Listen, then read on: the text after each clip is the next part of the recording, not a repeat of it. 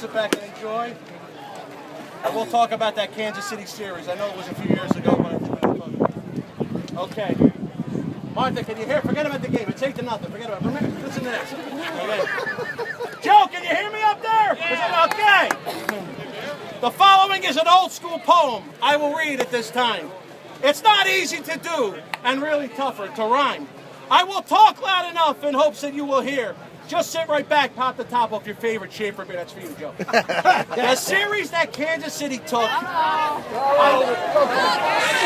on, foul ball. I ain't gonna stop this poem. That's right. The series that Kansas City took, I will speak a little bit, especially on radio where George Brett said, "Get over it."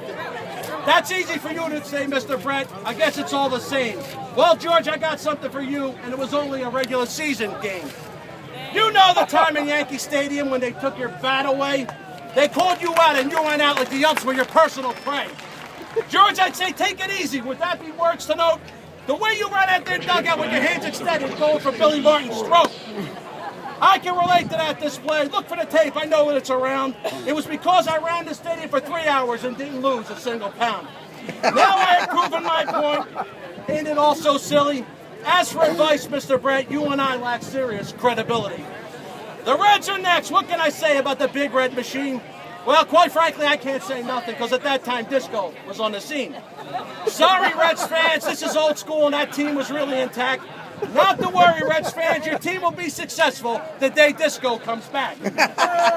Cardinal fans asked me to say something about Pittsburgh, and why not? I didn't know.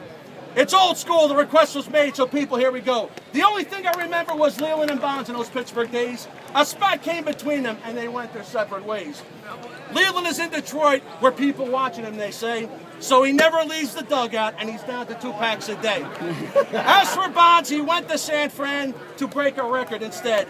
Unfortunately for Barry, the only thing that got bigger was his ego and his head. Yeah. Speaking of old school, that makes 20 years for me. I'm glad. Just think if I'd have stayed in school instead of making my parents mad.